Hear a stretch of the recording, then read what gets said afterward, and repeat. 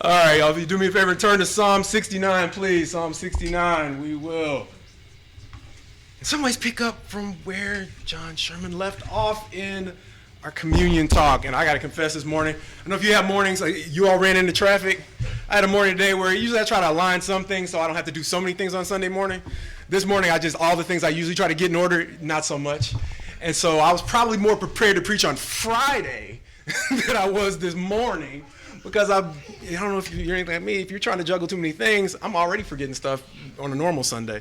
So hopefully this all works out. But either way, I think as I was sitting there, it helps illustrate actually what the topic today is. Because as you turn to Psalm 69, I want you to consider for me this morning the question, for what? For what?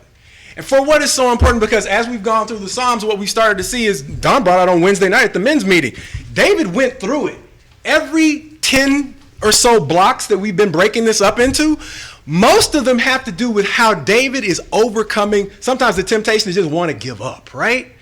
And so as we see for what, we've talked about that whole issue before. Sometimes our prayers are more effectively rooted in healthy expectations. And so one of the reasons we study is, like we said, not just so we can quote memory verses, so we can have healthy expectations of what it is that God wants to do, right? So beyond that, we're starting to see in this psalm, where it's so heavily quoted by Jesus in the New Testament and his apostles, how a sense of purpose can also help keep us steady in times of uncertainty, in times of doubt, whether it's collective uncertainty, like we're trying to come out of a pandemic, or just personal uncertainty, family uncertainty, whatever. A sense of purpose helps right the ship. And so it's probably appropriate that I was so busy juggling things this morning that I needed some kind of sense of purpose to remind me, why are you getting up this morning to preach, other than the fact that you're on a schedule? What's the point? Because that helps us get through a lot of difficult times. So we're going to see David run through some territory we've been through before in these first few verses, but then he's quickly going to elevate it into helping us understand for what. As a matter of fact, literally that term for is going to come up over and over again, but there are at least two situations I want us to focus on it today that'll help us understand how David's sense of purpose helped to get him through. Beginning of verse 1, Psalm 69. Save me, O God, for the waters have come up to my neck. I sink in deep mire where there is no foothold. I've come into deep waters and the flood sweeps over me. I'm weary with my crying out. My throat is parched. My eyes grow dim with my waiting for my God. For more in number than the hairs of my head are those who hate me without cause. And John already quoted that as being one of the passages that Jesus specifically quotes in John 15. And one of the reasons why it's not simply important from a literary perspective, meaning Jesus quotes this as a prophetic passage, but he's specifically in that context. If you heard what John Sherman read, he specifically states, if this is the way they treated me, understand that you can set your expectations on being treated the same way. Why is that so important? Because when we are wondering why we're going through certain times, we often say, sometimes the difficulty in sorting it out is understand, okay, is this for something that I did? Or is this just something that's a matter of circumstance? No, sometimes it's a matter of your purpose that attracts the resentment, the resistance, and the friction that we sometimes come into. How do you know that? Marcus, you just made it up? No, keep reading. That's what he's going to continue to say. Mighty, not only are they numerous who hated him out, cause the second clause in that passage, verse 4, mighty are those who would destroy me, those who attack me with lies. What I did not steal must I now restore. I can't go off into that because this is a lengthy psalm. But understand, there are times when you are going to stumble into relationships where no matter how much you give, it's never going to be enough, right? And so one of the ways to negotiate those relationships is understanding how to set healthy boundaries. Why? Because you can get drained dry giving in a situation where there's no end. We're going to talk about Albert Einstein, I guess, a little bit at the end of this, but one of the things he helped us stumble upon is the concept of black holes. They take and they can take, and there's nothing else in space that can fill that void. And you will find in your relationships, there are situations where the only way you're really going to be able to overcome it is to understand how to set healthy boundaries so you do not get drained dry. One of the reasons to understand clearly what God's purpose for us is because God has designed us to have eyes as givers. As you talked about, we're blessed in this country. One of the blessings of being given is when it comes from God and when it endures as we read with Abraham. Abraham, you were going to be blessed in Genesis chapter 12 so that you can be a blessing. And when you understand why God gives, then it's easy to understand why you have it and understand how God often refills the coffers of those privileged or rich men in the Bible. See, because there are two different types of wealth we see biblically, right? That which is wasted and squandered, Lazarus and the rich man, and that which endures and is constantly refilled. Even after Abram had divided the land with Lot to create peace, Lot got himself in trouble because he picked the land that simply looked best without considering the character of his neighbors, right? And so he got in trouble. And so Abram has to go in his old age to war to save the cousin who he's given so much to already, right? And this man who keeps giving and giving gives us an example of what it's like to be a godly person entrusted with great riches. One, he uses everything that he has. Lot wasn't entitled to any of that. But Abram used what he had to make peace in the family, because after God made the promise, he started to bless them all so much that the land couldn't contain the riches that they had. And so Abram was a man of such a generous character that he looked at his property, gave Lot the first choice over it. Why? Just so they could have peace.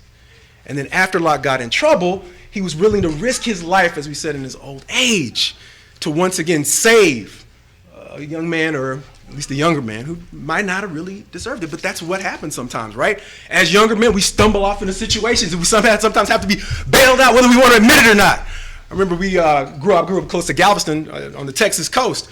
I remember my mother at one point told me, stay away from that pier because they're rip currents. They're undertows. And I was like, what are those? Let me find out. So I found out the hard way what an undertow is. So here comes mom, not looking happy, trying to keep it together because I think I was about to drown, to pull me out of a situation she had already warned me to steer clear of, right?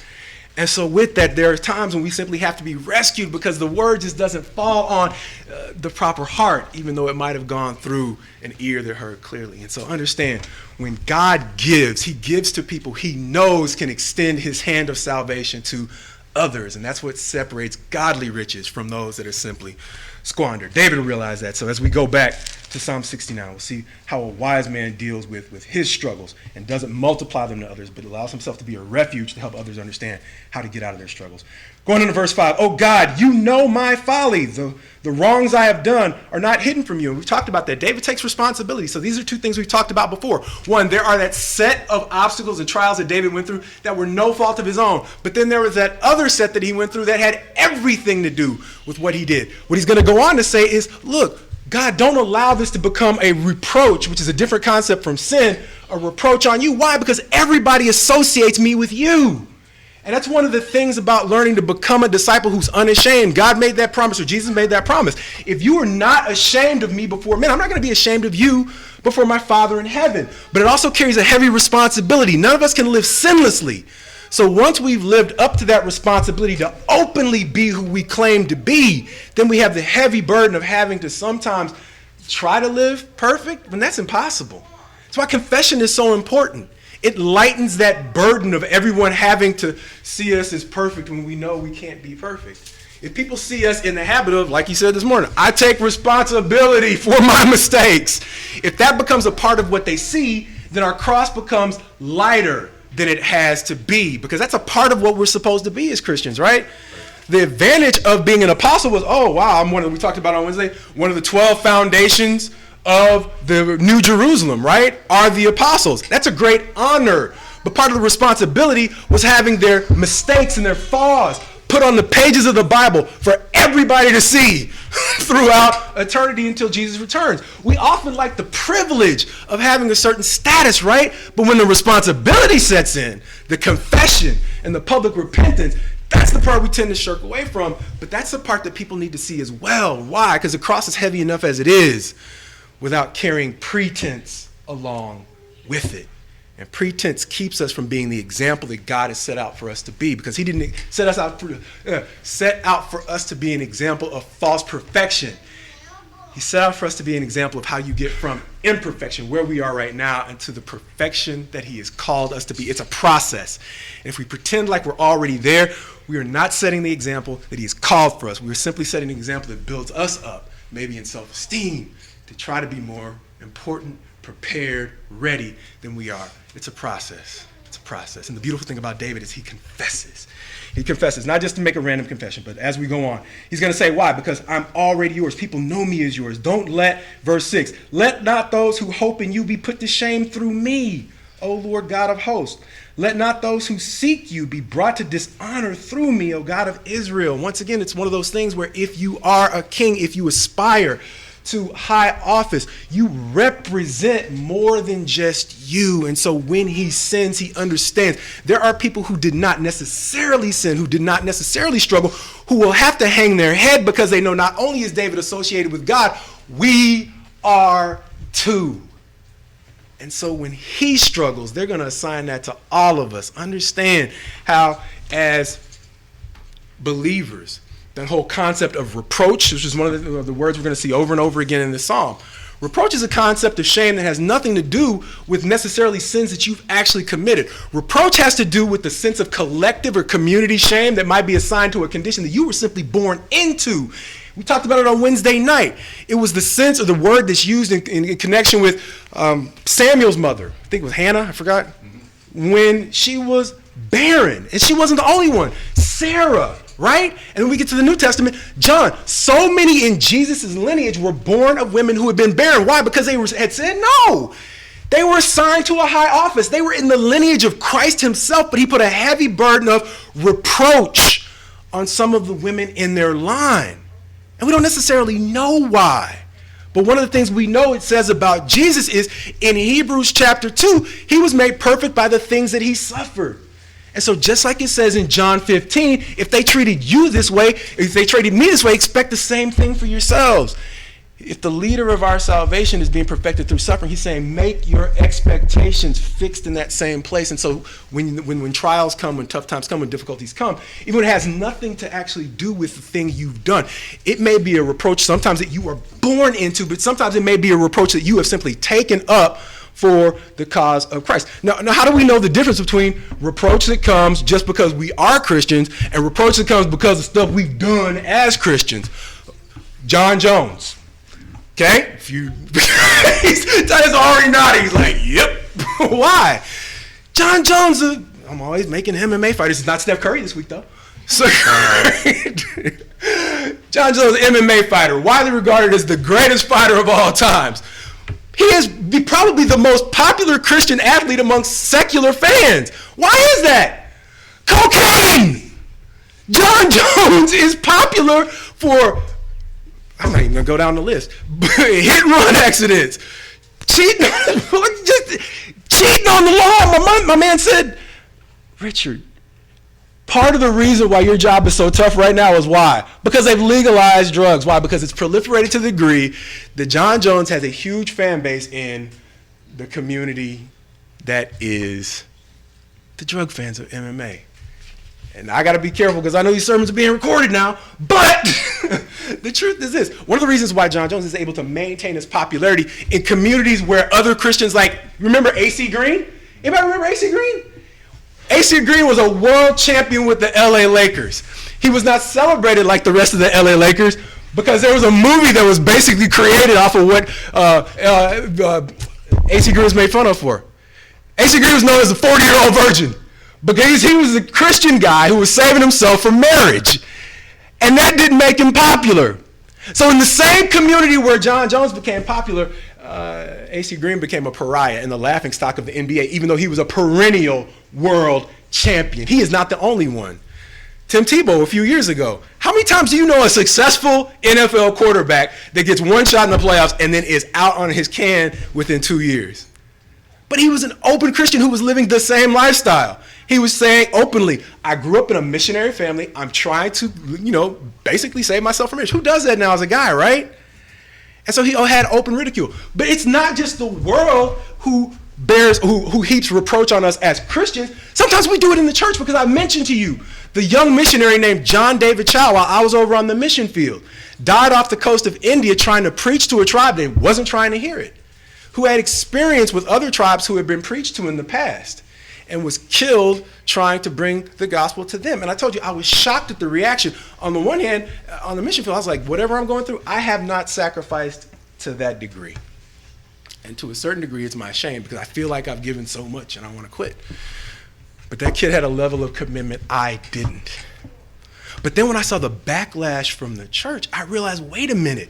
Sometimes we heap reproach on each other. And why is that? It's because his level of sacrifice calls into question what I'm doing with my life. And sometimes that can be an uncomfortable reality to confront. If this guy is obviously out here giving it all, did he make that up? Or is that something I literally read in the Bible as we've talked before?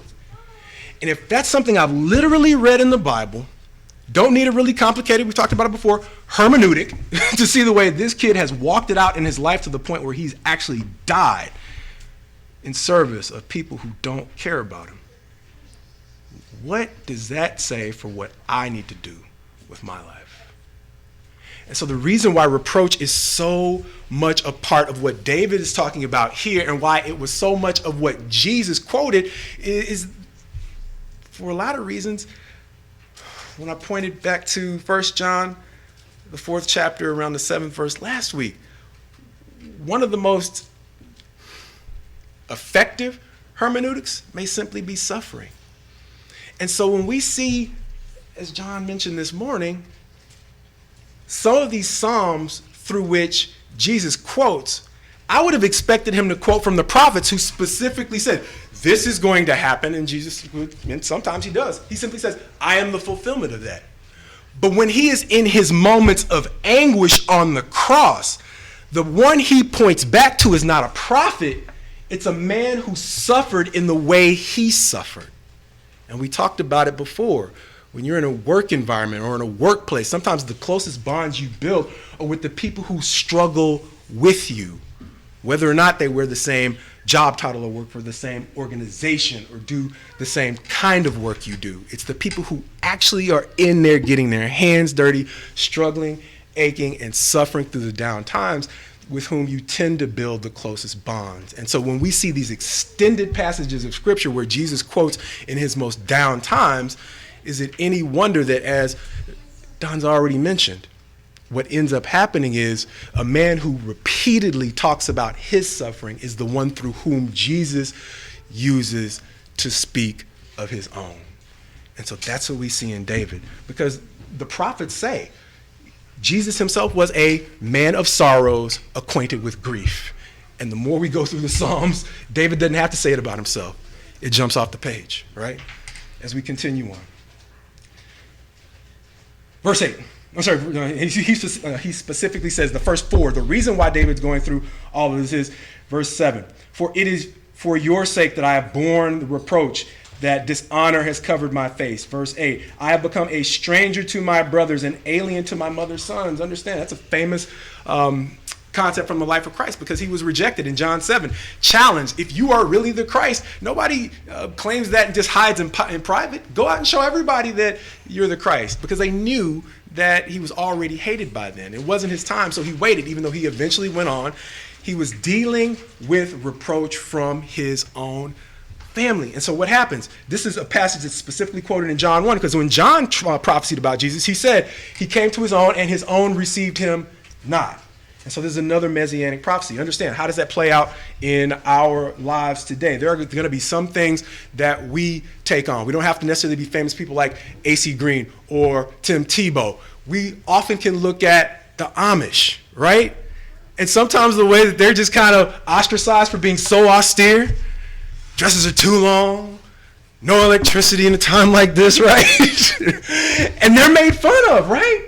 But there are things to be admired in people who are willing to sacrifice to that degree. People make fun of the snake handlers out in West Virginia. The first thing that brings to mind is, maybe I need that level of confidence. Not to necessarily make fun of them, not to necessarily take my doctrine from them, but have I really stepped up to show that I truly believe to the degree that they do? Because they're really putting something on their profession of faith. Even if I disagree with them doctrinally, I have to at least respect what they have sacrificed in putting lives on the line, or embracing open shame in the case of the Amish, for simply, like we say, Put some money on that, right? That's a secular term for if you really believe it. We don't bet. I don't bet. I don't play basketball well enough to bet anymore.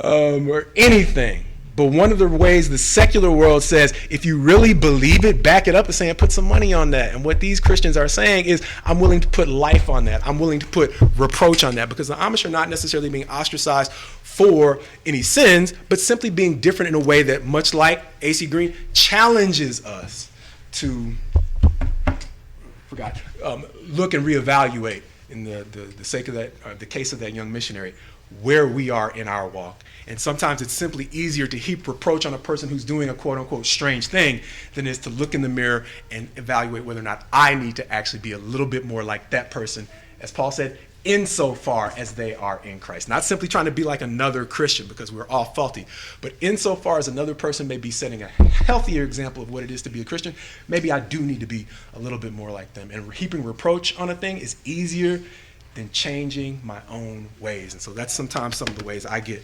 caught up in heaping reproach on people who are really setting a good example. As it goes on. Verse 9, for zeal for your house has consumed me. The reproaches of those who reproach you have fallen on me. It is, of course, a famous passage from when Jesus started turning over tables at the temple when it was being misused, right? But understand, that was one, it took me a while to understand what was going on in this passage, if I even understand it to this point, until I started reading that the zeal he had started long before he started flipping over tables. It affected the way he lived his life. Let's keep reading. When I wept and humbled my soul with fasting, it became my reproach. When I made sackcloth my clothing, I became a byword to them. Understand, the zeal that he's talking about doesn't start with flipping over tables. It comes with starving yourself. 40 days and 40 nights in the wilderness. See, oftentimes when I think of the whole concept of zeal, it is a big demonstration of manliness, right? Flipping over the tables, maybe sometimes, right? But sometimes it's simply self-deprecation. Sometimes my zeal for God takes me into a place where things I perfectly within my right to do, I simply turn away from in favor of something better. Why? Because I'm serving someone else. He died for me. My life is no longer my own. Romans 1, being a living sacrifice. One of the places I worshiped before, I had one of the elders put it succinctly and say, the trouble with the living sacrifice is it wants to crawl off the altar, right? Dead one stays put. The difficulty of being a living sacrifice is after I have, like when I went to the mission field, I had a big meal. Okay, this is my last meal. But then I go a little bit longer and things get better again. Okay, this is my last meal, right? Keep having last meals all over again because I'm not actually dying. I'm still living. And as long as I live, I'm still going to have things that I want to do for me. And it's difficult to reconcile the sacrifice that I need to make with the sacrifice that I want to make, which is often smaller than the one God really calls me to make. And so when he talks about this whole concept of zeal for God, the first way it really manifested itself is the austerity with which he lived. There were times with which he went into fasting. For Jesus, it was 40 days and 40 nights in the wilderness. For David, it was fasting for the life of the child that was born out of his sin with Bathsheba. And the sackcloth and ashes was something that was, periodically something that also went along with David's suffering, his attempts to restore the kingdom after his sins. And with Jesus, we don't see a specific reference to that, but it's the whole concept of, look, the zeal doesn't simply manifest itself in an outward action. Sometimes it just simply manifests itself in a greater self-discipline, like we've already talked about in communities like the Amish, in missionaries who are willing to really legitimately sacrifice their lives in situations where they really don't have to. So that's the zeal that it seems like David is talking about here and that Jesus quotes as he moved forward toward the cross. Verse 13 as we draw to a close. We're not going to get through the whole passage, but one of the things, verse 12, I skipped over. I am the talk of those who sit in the gate, and the drunkards make songs about me. We talked about this on Wednesday night. There are trials you're going to endure where people who are never in their lifetime going to accomplish the things that you've accomplished are going to look at it as an opportunity to vent their frustration at you, right? They're going to look at it as an opportunity once you fail to simply throw stones, to hate you. Being a hater is a term that's popular now. Sometimes it becomes a cliche, but it becomes a cliche sometimes because it's just happening so frequently. And so one of the things we notice is, how did David respond to those who threw stones, even from the most humbling of positions, right? Because if the drunks at the gate in his time were doing the least bit of introspection, they'd be like, wait a minute, I got some things I need to fix up in my own life, instead of throwing stones at this guy. But sometimes the salve to my own personal failure is once again taking a shot at someone else who's doing well, at a point at which they're a little bit more like what I'm feeling inside. But how do we respond? How does David respond? Verse 13. But as for me, my prayer is to you, O Lord, at an acceptable time, and in the abundance of your steadfast love, answer me in your saving faithfulness. So we've seen this before in David's life. He passed by opportunities to lash out at even the most humble who heaped insults at him. There was a man by the name of Shimei who cursed David as he left Israel left Jerusalem fleeing Absalom. When David came back and they were like, well, what do you want to do with Shimei? He's like, cut him a pass. Why? David realized, I'm a dead man too. And who am I to now start executing everybody who heaped an insult at me, now that God has shown me this great mercy? If God has shown me this great mercy, who do I need to be to those, even, the least of these who have heaped insults on me? And so in that we see a picture of who Christ was, right? Because after he came back in the book of Acts, some of those same people who were saved on the day of Pentecost, the whole question was, how did Peter convict them? You are literally the people who just got through killing the Christ, right? And was it a mass bloodletting on the day of Pentecost? It's a mass reconciliation. And so when he says, this is a man after my own heart, when he's saying, this is the man whose words I'm using to show you how I vent my anguish, it's a man who preaches peace to people who were otherwise his enemies, even after some of the greatest indignities, right? And men's study on Wednesday, Don brought up, he showed great mercy to Saul as he was being chased. But the thing that sets David apart is he didn't just show mercy to Saul, the great, he showed mercy to the least as well. People who were powerless to do anything to really defend themselves as they insulted them. And understand how that points forward to the last set of prophecies. We're going to skip down to verse 19 because this is where Jesus and the apostles heavily quote this psalm. We're just going to read through it, hit some final points, and then the lesson will be yours, as they say. Beginning of verse 19, what David does in showing that level of mercy points forward to what Jesus is going to do. In verse 19, you know my reproach and my shame and my dishonor. My foes are all known to you. Reproaches have broken my heart so that I am in despair. The cross-reference I looked at today referenced this passage to Jesus' time in the garden where he was sweating as drops of blood, right? That's the level of despair it correlated this passage to. I looked for pity, but there was none, and for comforters, but I found none. Verse 21, they gave me poison for food, and for my thirst they gave me sour wine to drink, one we quoted for communion this morning. But understand the context. It would have been enough if they would have simply shown him no pity. But understand what's happening right here as Jesus quotes this passage from the cross. Instead of simply leaving him alone to suffer, when he cries, I thirst, they mock him even more by bringing him something that creates false hope. They bring him a drink, but it's nothing that'll satisfy his thirst. It's nothing that'll ease his hunger. It's actually more of a cruelty for them to actually give the pretense of helping than to just let him alone and die. And so understand that's the context for these next few famous verses that we see and we quoted in weeks past. I think I already read verse 21, but let's read it again. They gave me poison for food, for my thirst they gave me sour wine to drink. What's the recompense, God? Let their own table before them become a snare, and when they are at peace, let it become a trap. Let their eyes be darkened so that they cannot see. Those are two different passages. We know specifically their own table becoming a snare is a concept that David brings up over and over again. We've talked about that already. But let their eyes be darkened so that they cannot see goes to Isaiah, the 6th chapter, where Isaiah, after his own sins are forgiven and he's been told to go preach, he says, here am I, send me. He says, what should I say? Preach to these people until they don't get it anymore, right? There's a time when the preaching and the thing that God sends us out to do is to try to help move people towards repentance. But there's a time when the preaching and the thing that God's calling us out to do is to simply tell it to them so much that they don't care to hear it anymore, to actually lock in their condemnation. And that's what's going on here, right? He's saying the time has passed for repentance. I've extended the olive branch, and now the preaching has a different focus. It's to lock in the condemnation of those who mocked me in my lowest point in life. Sometimes it sounds like something that it lacks compassion, but understanding one of the difficulties of leadership is understanding that in effectively defending those who can't help themselves, sometimes it requires you to basically act harshly and decisively against those who would victimize. We have a brother here who understands that. It's the whole concept of deadly force. It's a hot button issue in our society, but without it, we are all lost. And so if we understand that out of our law enforcement, right?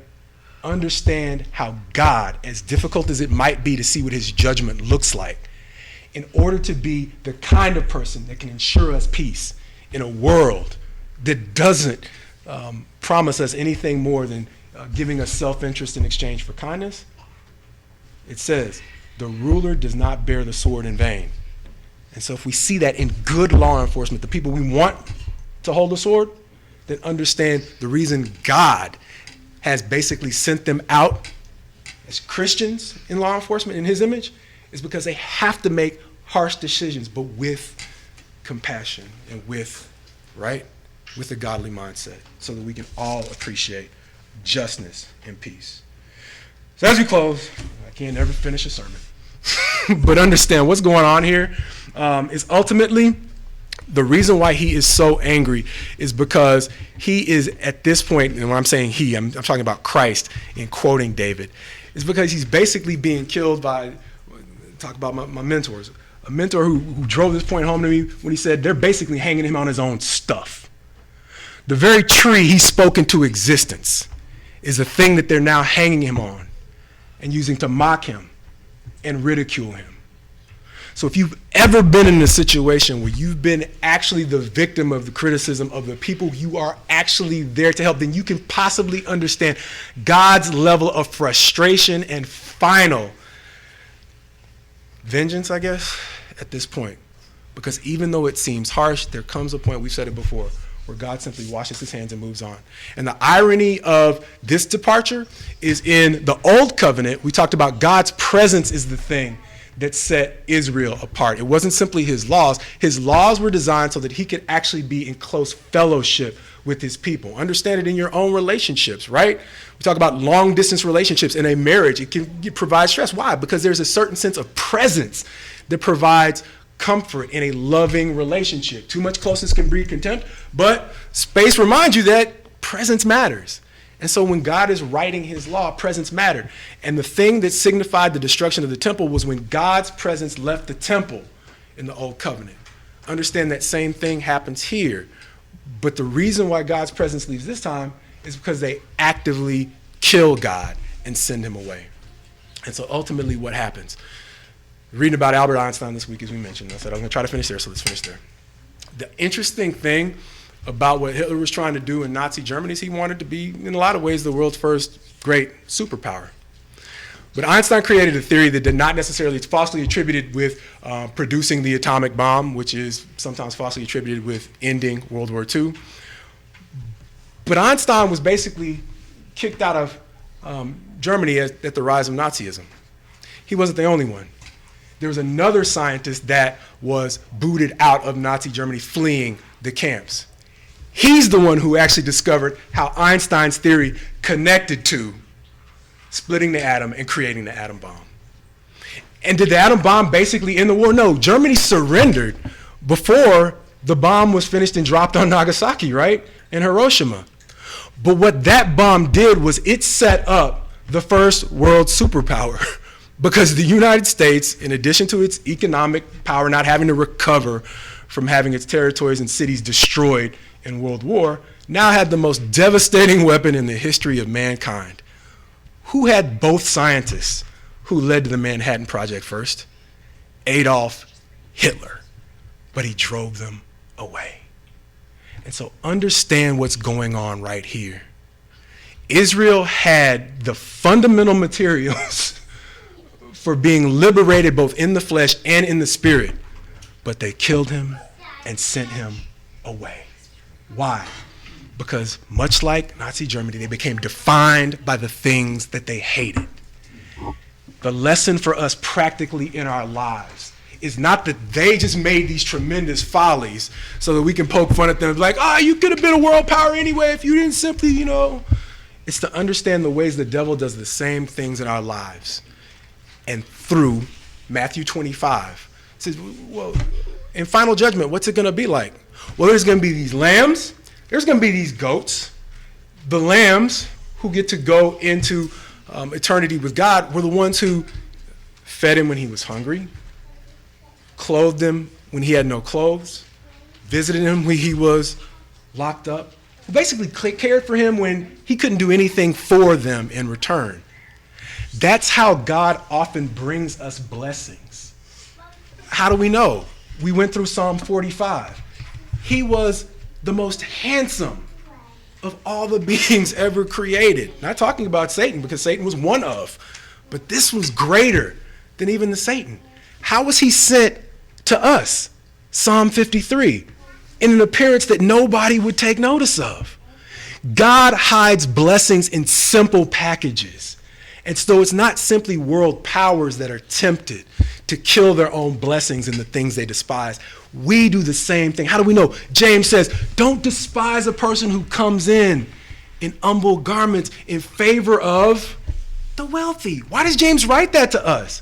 Because we fall into the same temptations of judging by outward appearance. And when we do it to our own detriment. Hitler had world supremacy in his own country already, and he drove it to America. God bless us to have the wisdom to hide in him, to care for those through whom he's bringing us blessings, even if it's in the form of people we would typically overlook.